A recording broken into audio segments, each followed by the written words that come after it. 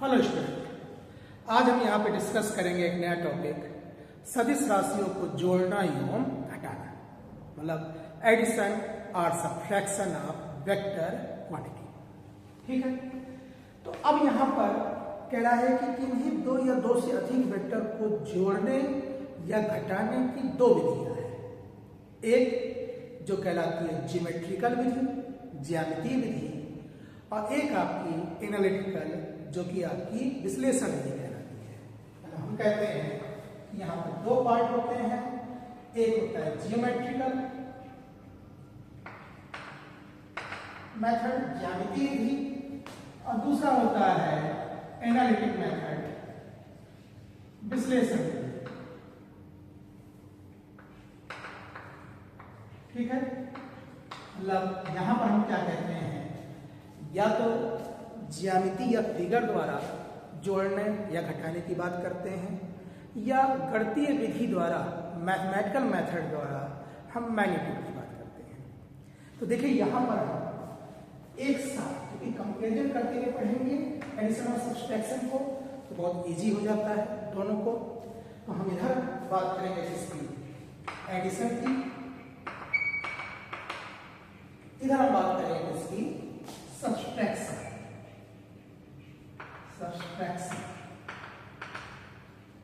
ठीक, तो सबसे पहले हम बात करते हैं इसकी ज्योमेट्रिकल मेथड, ज्यामितीय विधि से। ज्यामितीय विधि को दिखाने के लिए हम यहां पर जो बात करेंगे, मान लेते हैं कि दो वेक्टर है, ये है वेक्टर ए और ये है वेक्टर बी। यहां भी ले लेते हैं, यहां भी हमने मान लिया ये वेक्टर ए है और ये हमारा वेक्टर बी। तो कहता है पहला मेथड जो है हमारा दो वेक्टर को जोड़ने का, वो कहलाता है यहां पर ट्रायंगल मेथड। ट्रायंगल मतलब कि त्रिभुज विधि, ट्रायंगल मेथड मतलब त्रिभुज विधि की हम बात करने जा रहे हैं। ठीक, देखिए त्रिभुज विधि में क्या होता है, कहता है कि अब अभी हमें मैग्नीट्यूड एनालिटिक करना, हमें क्या बनानी है, ज्योमेट्री बनानी है। तो कह रहा है कि a प्लस बी की जब आप बात करेंगे तो होगा क्या, इसने कहा a ले लिया हमने, ठीक, ये हमारा a हो गया, हमने यहां पर इसके साथ b को ऐड कर दिया। तो कह रहा है कि इसको जोड़ देने से त्रिभुज की दो भुजाएं बन जाती हैं। तो जो त्रिभुज की तीसरी भुजा होगी, ये इन दोनों का सम शो करती है, मतलब ये आपका क्या है, ये आपका शो करेगा a प्लस बी। ठीक है, मतलब त्रिभुज विधि क्या कह रही है कि दो वेक्टर अगर त्रिभुज की दो भुजाएं दर्शा रहे हैं, तो तीसरी भुजा जहां से शुरू हुई हो, जहां पर अंत हुई है, वो दूरी हमारी क्या शो करती है, a प्लस बी को दर्शाती है। अच्छा, यही चीज यहां पर हमने कहा यहां पर ए ले लिया। अब हमने विपरीत वेक्टर में पढ़ा हुआ है कि अगर ये बी है, इसका जस्ट अपोजिट हमारा क्या हो जाएगा, माइनस बी हो जाएगा। तो एक्चुअल में ए प्लस बी हम यहां पर किस तरह करते हैं, ए प्लस बी जो है हमारा, ये एक्चुअल में मतलब ए माइनस बी हमारा क्या है, एक्चुअल में ए प्लस माइनस बी, ए प्लस माइनस बी। इसका मतलब है हम करते क्या है, यहां पर हमने यहां पर ए ले लिया और बी हमने यहां पर क्या कर दिया, माइनस बी ले लिया, और जब इसको आपस में जोड़ेंगे तो ये हमारा क्या शो करेगा, ए माइनस बी को दर्शाएगा।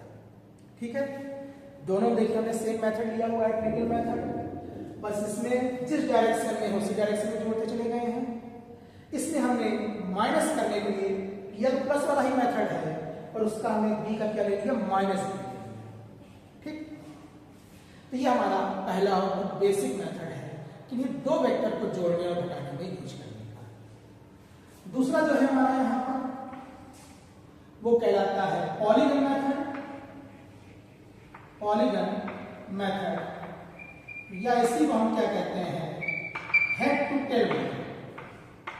Head to tail method, head to tail method. इसमें आप दो या दो से अधिक कोई वेक्टर अगर आपने लिए हुए हैं तो उनको भी जोड़ा या घटाया जा सकता है। बाउंड्री हटा रहे हैं, एक साथ दोनों को निरूपित करते हैं। ठीक है, कि आपके प्लस और माइनस का कॉन्सेप्ट आप समझ ही गए हैं। उस केस में हम कुछ कॉन्सेप्ट लेते हैं। फिर हमने यहाँ पर मान लिया 3 वेक्टर, हमने ले लिया ए, हमने ले लिया बी, हमने यहाँ पर ले लिया सी। पॉलीगन क्या कहता है, या दूसरे वाले नाम से आपको ज्यादा क्लियर होगा, head to tail method. Head to tail method ये कहता है कि पहला वेक्टर के हेड से दूसरे का टेल जोड़ दो, फिर दूसरे के हेड से तीसरे के टेल को जोड़ दो, और जब फाइनल तुम्हारा बन जाए जितने भी वेक्टर दिए हुए हैं तो पहले के हेड से लास्ट का टेल के बीच की दूरी आपके रिजल्टेंट को शो करेगी। अब देखिए यहाँ पर हम कुछ दे रहे हैं, A plus B plus C, ए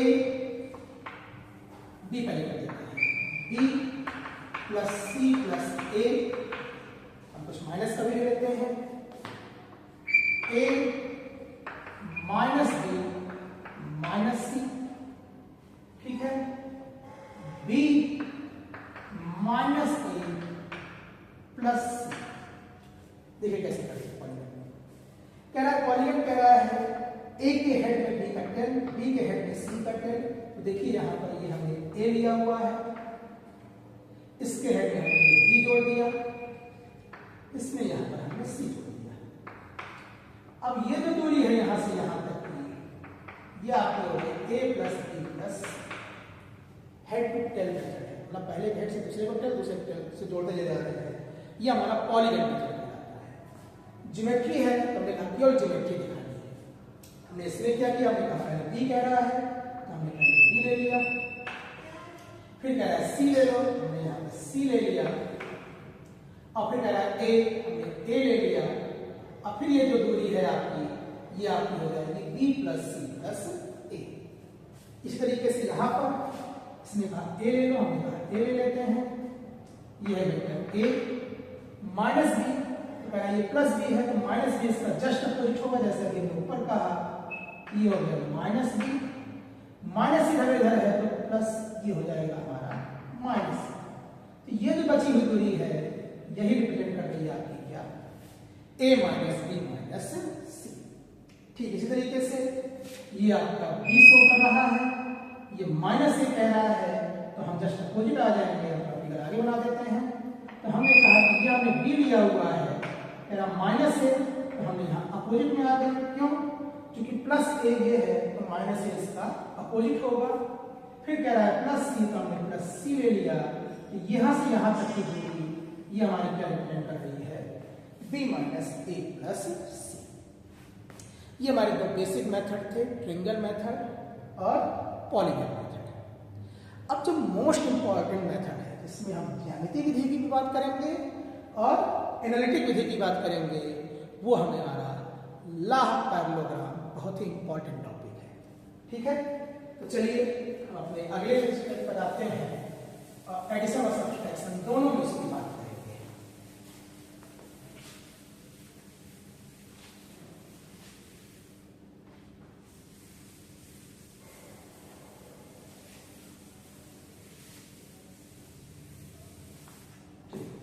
तीसरा हमने क्या बताया, लॉ ऑफ पैरेललोग्राम, एडिशन है यहां पर, लॉ पैरेललोग्राम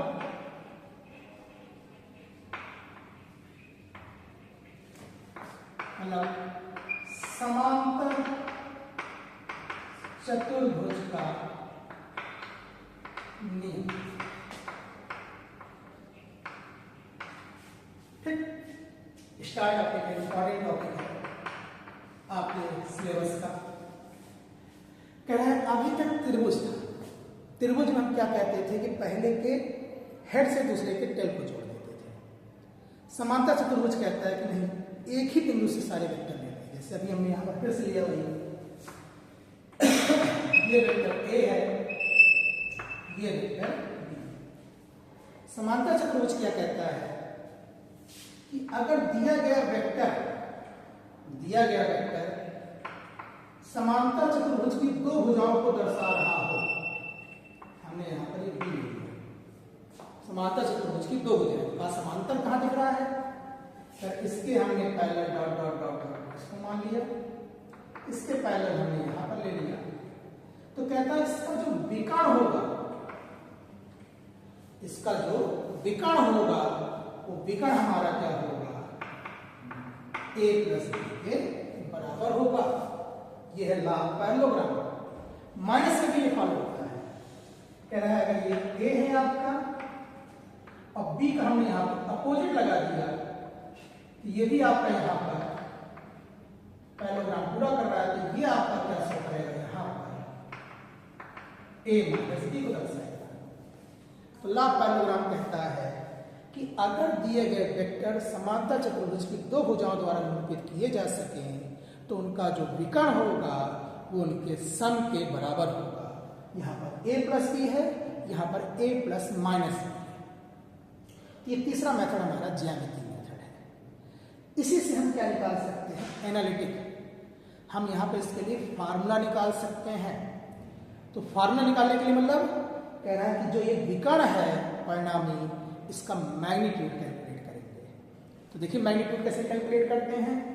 पहले हम प्लस साइन की बात करेंगे, देन फिर माइनस साइन की बात करेंगे। ठीक है,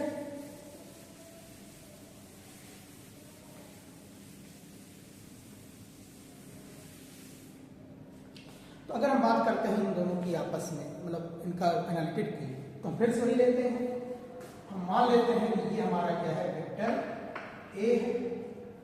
यहां पर मान लेते हैं कि ये वेक्टर a है और ये हमने मान लिया कि हमारा क्या है? वेक्टर b है। इनके बीच का एंगल हमने मान लिया कि अल्फा है। अब जैसा कह रहा है समांतर चतुर्भुज का नियम लगाना है, तो उसके लिए हम करते क्या है? हमने कहा इस वेक्टर को चतुर्भुज को कंप्लीट कर देते हैं। तो हमने यहां पर चतुर्भुज को कंप्लीट किया। ये इसकी डायगोनल आ गई जो कि r हो गई। मान लेते हैं कि एंगल कितना बना रही है? थीटा बना रही है। ठीक, तो हमें निकालना क्या है? तो प्रमेय ने कहा इस डायगोनल की लंबाई ही हमारी क्या शो कर रही है? a प्लस बी को दर्शा रही है। क्या ठीक है? तो उसके लिए करेगा कह रहा है ये त्रिभुज तो 90 डिग्री है नहीं। अगर 90 डिग्री हो जाता तो हम यहाँ पे पाइथागोरस का नियम लगा सकते हैं। तुरंत हमने इसको नाम दे दिया, ये a दे दिया। a क्या हम देते हैं? p q r। कहता है यहां से परपेंडिकुलर ड्रा करना, इसको बिंदु ले लिया s। अब दिख रहा समकोण त्रिभुज। अब यहां पर आपको क्या दिख रहा है? 90 डिग्री दिख रहा है, जिसमें पी क्यू हमारा क्या है? विकर्ण है। पी एस हमारा क्या है? आधार है। क्यू एस हमारा क्या है? लंब है। तो हम इसको निकाल सकते हैं। तो उसके लिए कह रहा है कि क्या नहीं दिया है? कह रहा है यहां ए दिया हुआ है, ये इसके इक्विवेलेंट है, ये बी हो गया। अगर ये एंगल थीटा है तो उससे नहीं मतलब कि अल्फा, क्योंकि ये इसके पैरेलल है, बी और बी के। अगर ये एंगल अल्फा है तो ये भी एंगल क्या होगा? अल्फा होगा। अल्फा क्या है? दिए गए वेक्टर के बीच का कोण। अगर ये अल्फा होगा तो इसमें विकर्ण हमारा बी है, ये हमारा आधार है, ये हमारा लंब है।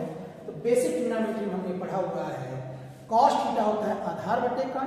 तो आधार यहां पर क्या हो जाएगा?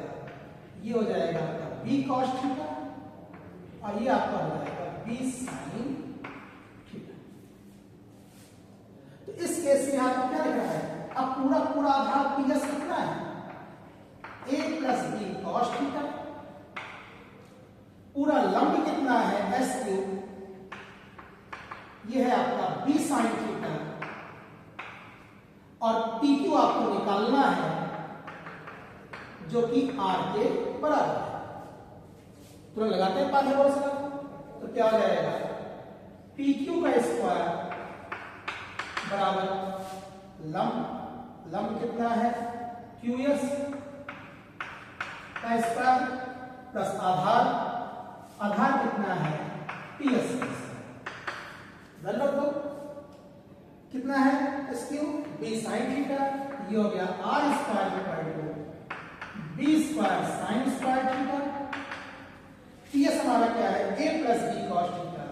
ये हो गया हमारा A plus B cos theta का स्क्वायर तो हो जाएगा B square sine square theta plus A plus B का होल स्क्वायर का फॉर्मूला क्या होता है A square plus B square plus 2ab cos theta.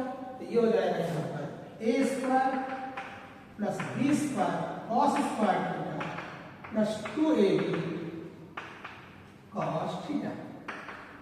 अब ये पहला और ये थर्ड टर्म देखो बी स्क्वायर कॉमन ले ले तो क्या हो जाएगा sine square theta plus cos square theta. और हमने पढ़ा हुआ है कि sine square theta plus cos square theta क्या होता है 1।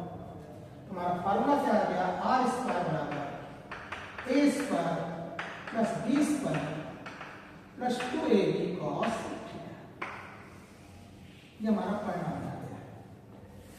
ठीक है हमारा एनालिटिकल मैथमेटिकल मेथड से हमने आर की वैल्यू निकालना सीख लिया। अगर हमने कहा एंगल की बात होती थीटा की अगर थीटा है तो ये लंब है या आधार है सीधा सीधा लिख रहा है कि tan थीटा हमारा क्या हो जाएगा लंब हमारा QS है आधार हमारा AS है तो QS कितना है हमारा B sin theta upon A plus B cos theta. ये हमारा कोण बता रहा है परिणामी का A के साथ B के साथ 90 माइनस थीटा 90 माइनस थीटा हो जाएगा। ठीक है तो ये हमारा मेथड था इसको कैलकुलेट करने का। अच्छा ये अगर घटाने की बात आती तो कह रहा है कि जब ये b इधर है तो b इधर हो जाता है।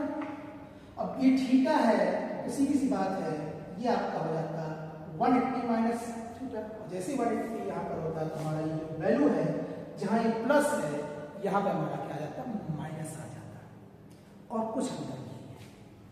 हमारे फार्मूले में अगर जोड़ की बात करोगे तो A square plus B square plus 2ab cos theta. घटाने की बात करोगे तो A square plus B square minus 2ab cos theta हो जाता है और कुछ नहीं। ठीक है 2 हमारा यहाँ पर दिख रहा है। अब इस मेथड से कह रहा है कि वहां तो a प्लस बी जैसा दिख रहा था यहाँ पर कह रहा था और कुछ नहीं है ये केवल थीटा की वैल्यू पर है। अगर ये एक लाइन में जैसे अभी यहाँ पर हम लें कि अगर थीटा बराबर 0 है तो a को और b को आपस में जुड़ जाए तो क्या हो जाएगा यहाँ पर cos 0 क्या हो जाता है 1।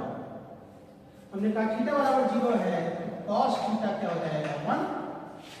r स्क्वायर क्या हो जाएगा a square plus b square plus 2ab cos theta.